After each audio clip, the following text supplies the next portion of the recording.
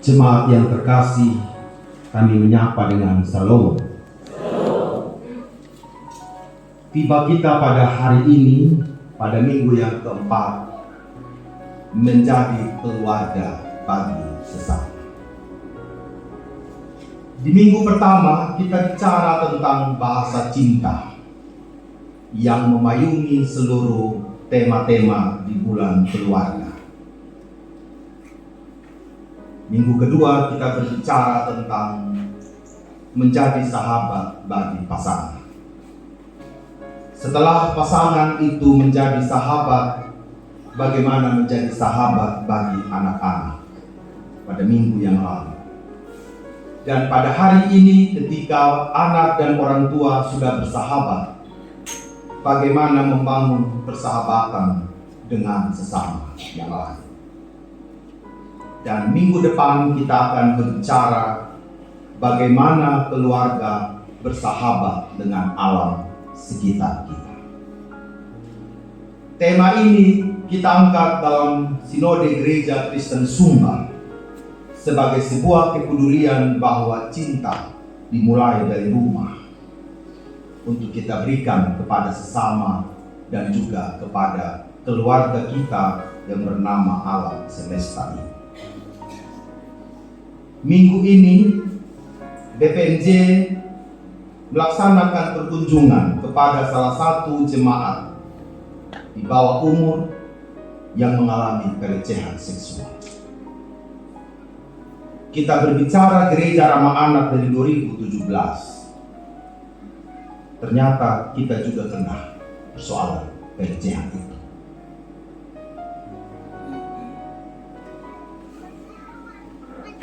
Bukan di jauh di sana Papa Mama, di Kodi, di Lapoya, di Melolo sana atau di ujung selatan Sumba, tapi ada di pelupuk mata kita. Anak kita berkebutuhan khusus dilecehkan di rumahnya sendiri oleh tamu yang datang ke rumah. Hari yang sama di Kawangu juga mengalami itu. Seorang anak di bawah umur dilecehkan. Dilapor di WCC, Women Crisis Center Sinode, untuk menangani persoalan ini. Hari Sabtu, hari Jumat, menghadap Pak Bupati. Bagaimana seluruh gereja di Pulau Sumba ini, Kemah Injil, Pentakosta, Betel, semua denominasi bergerak untuk melindungi anak-anak kita. Pertemuan berlangsung di kantor Bupati. Apa yang ingin dikatakan oleh peristiwa akhir hari ini? Bahwa sebenarnya dunia ini sedang tidak baik-baik saja, dan kita tidak bisa menjadi sesama yang seutuhnya bagi Allah. Seharusnya anak-anak itu kita lindungi, seharusnya sesama itu kita bantu, kita tolong. Ternyata kita jadikan itu sebagai objek untuk melakukan kekerasan, untuk melampiaskan hasrat kita, dan bisa saja sesama kita akhirnya menjadi musuh kita. Persekutuan seharusnya yang dibangun, tetapi yang menjadi bukan persekutuan, tetapi perseteruan. Dalam bidang politik, lebih runyam Bapak Mama. Kita sedang diperhadapkan dengan politik yang tidak beretika, saling menjegal satu dengan yang lain demi kepentingan-kepentingan tertentu, dan seolah-olah tidak ada Tuhan di sana yang seharusnya menguasai hikmat dan akal kita untuk merespon semua hal yang terjadi, untuk merespon semua pilihan-pilihan yang terjadi, untuk merespon setiap peluang-peluang yang terjadi. Karena jika keserakahan yang kita bangun di dalam hati kita, maka Keserakahan itulah yang kita lakukan bagi orang lain. Dan itu ketika kita lakukan berarti etika politik kita sedang runtuh oleh keegoisan kita, oleh ingin menang sendiri, dan mungkin tidak akan memikirkan orang lain. Dan kita memikirkan orang lain saat memang kita membutuhkan dia. Membutuhkan suaranya, membutuhkan materinya, membutuhkan perhatiannya, dan sebenarnya tidak timbul dari kedalaman hati kita terdalam. Bapak Mama, kita mau menjadi orang Kristen yang bagaimana? Itu pertanyaan. Kita mau menjadi orang Kristen yang bagaimana? Mau orang Kristen yang asal-asalan saja, pokoknya saya datang di gereja, penerapan firman Tuhan, nanti saja. Sama seperti saya juga yang berkhotbah di sini, yang penting saya khotbah. Mau ada kebencian di saya punya hati, mau ada caci maki di saya punya hati, mau ada emosi yang terkendali di saya punya hati, itu urusan saya. Tidak bisa. Kita sedang tidak melayani Tuhan. Kita sedang melayani ego-ego kita. Oleh karena itu, Paulus kepada jemaat Efesus benar-benar ingin menekankan beberapa hal. Ada sebuah kerendahan hati pada ayatnya yang kedua. Ada kelemah lembutan, ada kesabaran, ada menolong dengan kasih.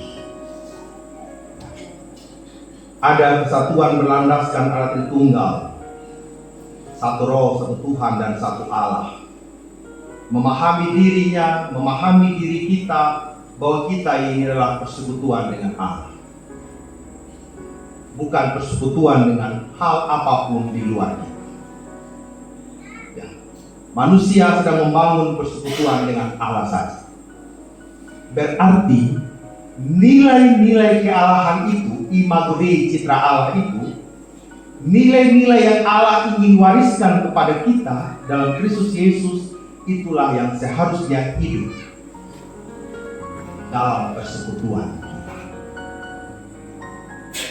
Paulus menekankan kesatuan diperkaya oleh karunia rohani yang berbeda-beda. Jadi karunia rohani yang berbeda-beda. Ya. Kepada setiap orang percaya sebagai perlengkapan untuk melayani. Artinya apa? Ketika engkau membangun persekutuan dengan sesama, kita bukanlah kertas kosong, kita bukanlah botol yang kosong, tetapi kita dilengkapi dengan berbagai macam kekayaan, kelengkapan rohani kita. Jadi kalau Papa Mama mengatakan saya mau ingin memberi bagi gereja, mau memberi bagi sesama saya, karena memang ada hati yang dikuasai oleh Roh Kudus untuk memberi. Amin, Pak Mama ya.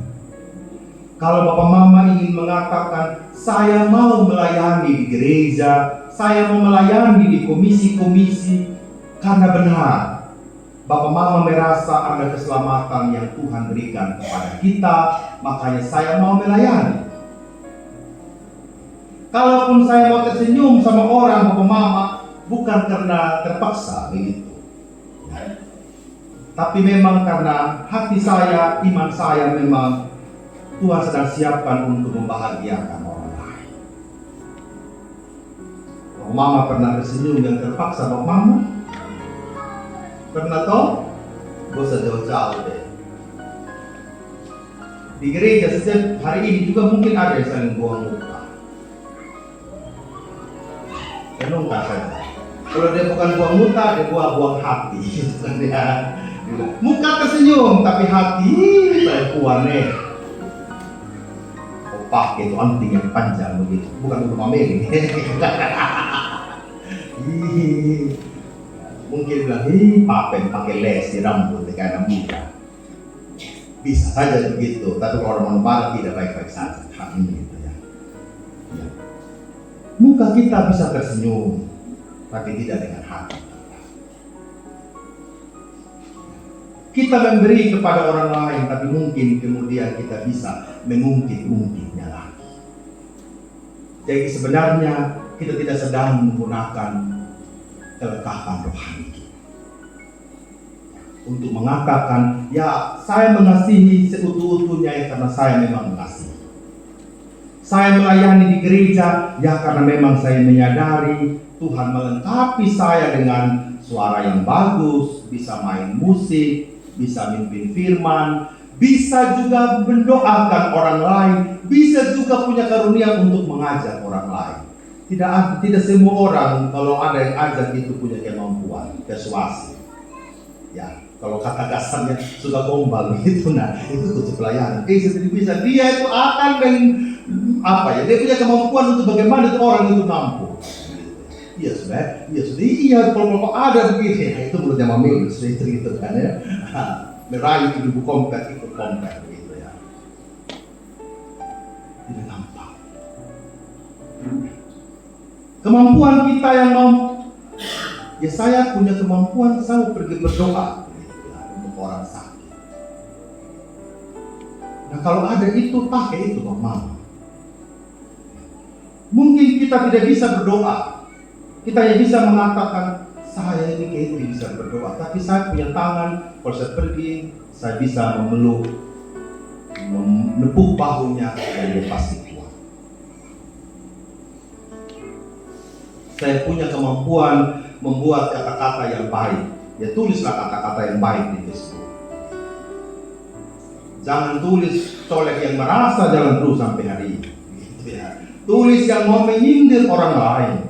Tulis yang merusak karakter orang lain. Tulis hal-hal yang tidak membangun orang lain dan lain sebagainya. Itu semua yang nampak itu berasal dari seharusnya dari kelengkapan rohani kita sebagai umat Allah. Oleh karena itu ada harapan-harapan yang pertama, bagaimana sih keluarga ini menjadi sahabat bagi sesama? Bagaimana keluarga kita ini mencerminkan cinta kasih Tuhan bagi sesama? Kita ini bukan keluarga yang tutup pintu rapat-rapat bagi orang lain. Kita ini bukan keluarga yang bisa membangun persekutuan dengan orang lain. Yang pertama, menjaga dan merawat perbedaan adalah tugas seluruh Kristen karena Allah telah melakukannya terlebih dahulu. Kita mulai dengan Allah. Karena Allah sudah merawat seluruh kehidupan keluarga kita. Tuhan merawat kehidupan keluarga Adam dan Hawa, Bapak Mama. Walaupun Adam Hawa jatuh dalam dosa, tetapi Allah mau untuk merawat mereka. Allah merawat keluarga Ishak dan Ribka. Meskipun Ribka bersekongkol dengan Yakub untuk mendapatkan hak kesulungan, dan itu salah bagi Tuhan.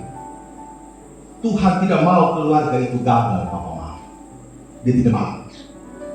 Meskipun Yakub itu menjadi penipu, Bapak Ibu baca Kejadian 24 sampai Kejadian 50 itu cerita tentang Yakub yang tipu sana tipu sini. Tipu sana tipu sini. Tipu sana tipu sini, istrinya 4 rumah. Saya hidup jujur satu pun Tuhan ambil kembali begitu ya. Nah, tapi Tuhan sama Yakub 4 istri dia tipu lagi menjadi bapak. Tapi Tuhan tidak mau Yakub itu tipu jalan terus. Dia selamatkan Yakub. Betul Bapak ya. Tapi sebelum dia selamatkan Yakub, dia membuat pahanya itu terkelecok dulu. Kau harus tata kau punya paha. Kau harus berteguh hanya sama Tuhan saja. Di situ itu ya. Berkatnya bukan menjadi kutuk lagi. Berkatnya Yakub menjadi berkat. Amin. Sampai hari ini kita merasakan. Anak cucunya itu lahir luar biasa, memenuhi seluruh kehidupan umat Israel, menjadi tonggak perjalanan kehidupan umat Israel, menjadi sejarah besar kelahiran Tuhan Yesus. Itu luar biasa. Tapi Tuhan bilang, Yakub, kau terkelecok, kau tidak ada jago. Saya kau punya Tuhan. Kau mau tipu kau mantu silakan, kau mau tipu kau punya bapak kandung, mama kandung silakan. Tapi Tuhan tetap ikut sama kita. Artinya apa? Tuhanlah yang menjadi kekuatan bagi keluarga untuk berbuat sesuatu bagi orang lain. Hal yang kedua, merawat persatuan di tengah perbedaan adalah hidup dalam kasih. Karena hakikat Allah adalah kasih. Allah bekerja di tengah-tengah berbagai seluruh perbedaan-perbedaan kita. Allah bergerak dalam seluruh arah kehidupan kita. Kalau kita mau menolong sesama orang lain, Bapak Mama, ya, bisa saja timbul berbagai macam pemikiran. Oh, dia ada maunya. Bukan saja itu, kita juga ditempa oleh berbagai macam hal-hal yang negatif, hal-hal yang penuh tantangan. Kita ingin membangun jembatan dengan orang lain, tetapi kadang-kadang orang lain membangun tembok buat kita. Kita ingin menolong orang lain, tetapi kadang-kadang orang lain juga menganggap lain seluruh pertolongan kita. Bahkan mungkin tidak menganggap sama sekali seluruh pertolongan kita. Apa respon kita? Tetap lakukan. Karena apa? Hakikat Allah adalah kasih. Dia tidak mau kita runtuh oleh karena kedagingan manusia. Buat apa kita bantu? Dia juga tidak menganggap kita ada. Buat apa kita tolong sama dia? Dia lihat kita, dia buang muka. Bapak Mama, ini bukan urusan saya dengan dia buang muka, Bapak. Ketika saya menolong orang lain, itu urusan saya dengan saya punya karakter, Bapak Mama. Bapak Mama, tidak ada urusan dengan dia punya buang muka, dengan dia mau anggap saya ada, dia mau balas ketika sama saya. Tidak ada urusan itu semua. Ketika kita mau mencari sama bagi orang lain, ini tentang karakter saya. Ini tentang karakter keluarga saya. Dan ini tentang Tuhan yang membangun keluarga saya. Itu yang harus hidup dalam diri kita. Karena kalau tidak, Bapak Mama, itulah yang membuat hati kita lelah tak bertujuan. Itulah yang membuat kita kecewa lebih dalam. Dan itu yang membuat kita eloe, Bapak Mama. Ya toh? Kita mau bahitung tidak jadi, Bapak. Malah hanya menyakiti hati batin kita. Karena menjadi keluarga bagi sesama adalah keputusan iman. Keputusan iman.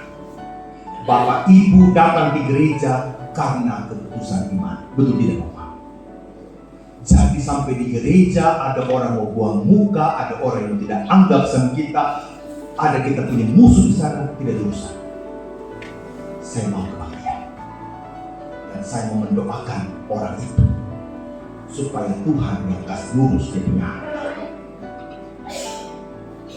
Bukan karena kita lihat manusia, tetapi karena kita melihat Allah. Dan yang terakhir, menjadi sama bagi manusia adalah menjadi keluarga bagi sesama adalah itu karunia Allah. Bukan untuk menonjolkan diri sendiri. Bukan untuk melayani diri sendiri. Bukan untuk menganggap bahwa diri kita lah yang lebih hebat dari orang lain.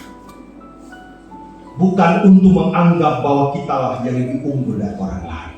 Tidak, Bapak. Saya selalu katakan kepada teman-teman di PPNS Sinode, saya bilang sama saya punya bapak mama pelayan PPNS. Tuhan pilih kita pimpin ini gereja Kristen Sumba. Kita 4 orang ada di Pulau Sumba dan di Sorot ini bukan karena kita hebat-hebat amat, bukan, tetapi itu adalah karunia Allah yang memanggil kita masing-masing dari jemaat juga yang bukan besar-besar amat. Tetapi saya percaya hanya karena kasih karunia kita diizinkan untuk melayani, untuk meminta. Bapak Mama, siapkah Bapak Mama merawat seluruh kehidupan dengan orang lain? Jangan coba-coba untuk berjalan sendiri. Berjalan hanya karena Tuhan yang memampukan kita untuk menjadi keluarga bagi orang lain. Amin untuk firman Tuhan.